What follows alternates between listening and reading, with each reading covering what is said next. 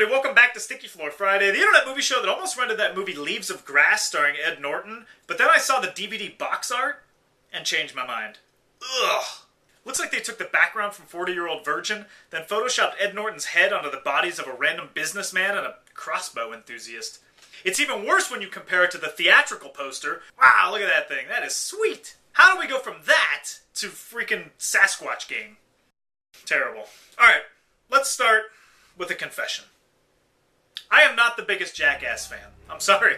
I'm not. It's out there. I'm sorry, but it's true. But I have a ton of friends who love Jackass. The first two movies they consider them masterpieces. And now we have Jackass 3D, which Johnny Knoxville said had just played at the Museum of Modern Art.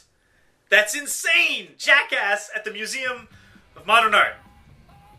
Wow. You know, a lot of their stuff is like really squirm-inducing, but there are a lot of great gags within there. And these guys, you know, are the best at this type of self-mutilation. Even if your best is, you know, getting gored by a bull while wearing underpants and a bow tie.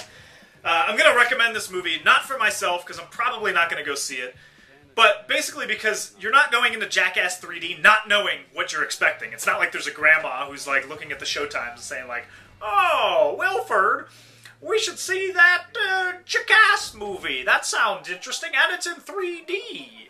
Remember when Jaws was in 3D? That's not going to happen. All right? You're going to see Jackass if you want to see it. If you're not, you're not. All right, next up we have Red, a movie about a bunch of old Black Ops agents who are targeted for assassination.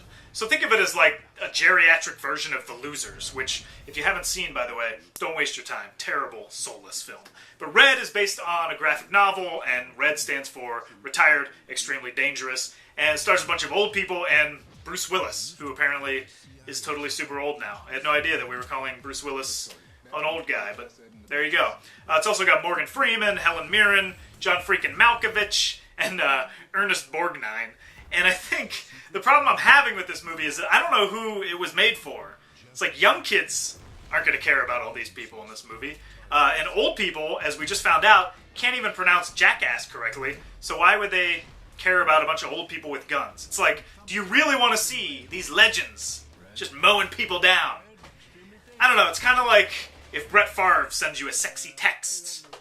You know, it's like, you don't want to look at it, but, I mean, you know, it's Brett Favre, you know? It's like, you don't look at his penis. If Brett Favre. What I'm saying is that Red is just like Brett Favre's penis.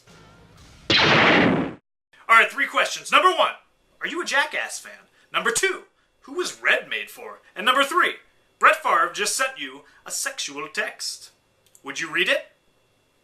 Would you? Oh, you would, wouldn't you? You sick fuck!